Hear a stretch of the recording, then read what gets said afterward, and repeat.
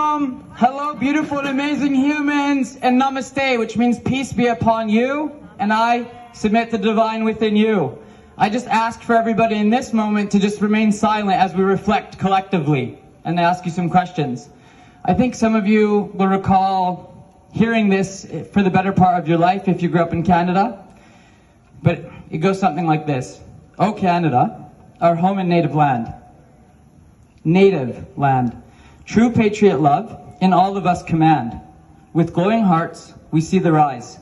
The true north strong and free. From far and wide, O Canada, we stand on guard for thee. God, keep our land glorious and free.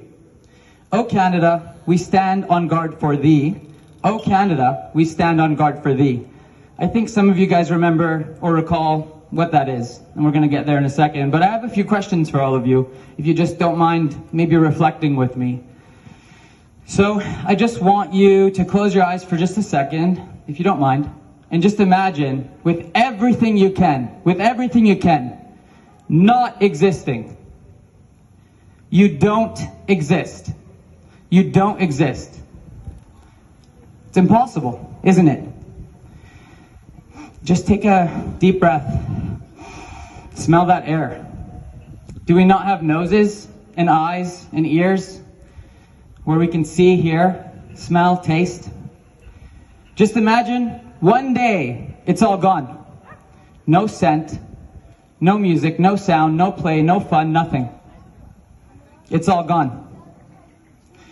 So I ask, who is anyone to have the right to take a life from another, whether it's a child or another innocent human or a doctor or anyone, regardless of race or creed or color, the indigenous of North America or the Palestinians? Who is anyone to take the life of any other? And for what crime did these innocent people, for what crime did the child commit to be buried alive? What crime? What did they do? Why do they deserve that? Now imagine being a child and waking up and hearing bombs flying over you, and then not knowing what's going on, but having just the understanding that your parents are gone, your friends are gone, your neighbors are gone. Nothing. No food, no shelter, no clothing, no water, nothing. Nowhere to go, nowhere to feel safe, no one to hug you, nowhere to feel free, right? So the irony in this is that I thought that Canada stood up for human rights, equality, for love of everyone, for multiculturalism. We advertise ourselves, at least the way that I understand Canada, growing up here and going to school here, that we're, these so-called peacekeepers, and we take so much pride in peacekeeping. Yet, especially since after the year 2000, everyone remembers 9/11, when we went over to go and discover that there was no weapons of mass destruction, and suddenly politicians became richer and richer and more millionaires and billionaires, and all of a sudden profiteering in war and oil, and the list goes on and on. And so some of us have this mentality of, oh, well, it's not me. It's not happening to me. It's not a big deal. So, the great thing about the truth is that it's the truth. There's a lie and there's a truth. It's that simple. Lie, cheat, and steal. You can pretend as much as you want to hide. Go ahead and hide your whole life. But guess what? When the Grim Reaper comes knocking, trust me, you'll remember the times that you hurt someone else or you took a life. You lied. You stole. You cheated. It's going to happen. So there's no more excuses. You can't just choose to be ignorant anymore, because we're out here together, united in our truth and speaking the truth, and there's nothing that you can do about being ignorant anymore. It's not an excuse. And so, why are we here? Because we need to create accountability.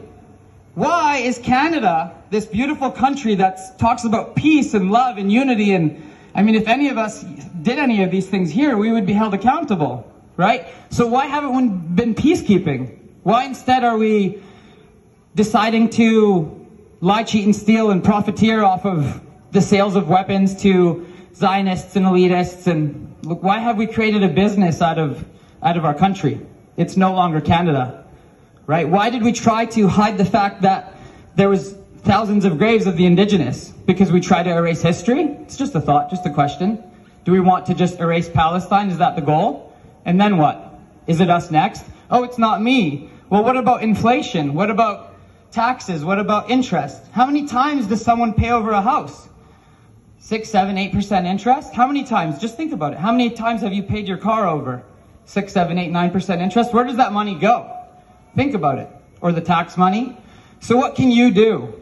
Well, you can choose to live in truth or choose to live in lies. That choice is up to you. So you can choose to hate or you can choose to love. It's the same idea.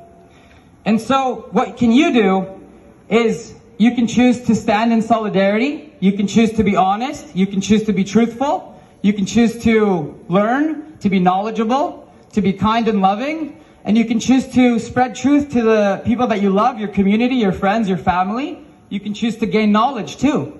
There are smart ways to take advantage of the wonderful tax opportunities that you have by maybe creating maybe a business for yourself or moving some money around so you can use that towards something better.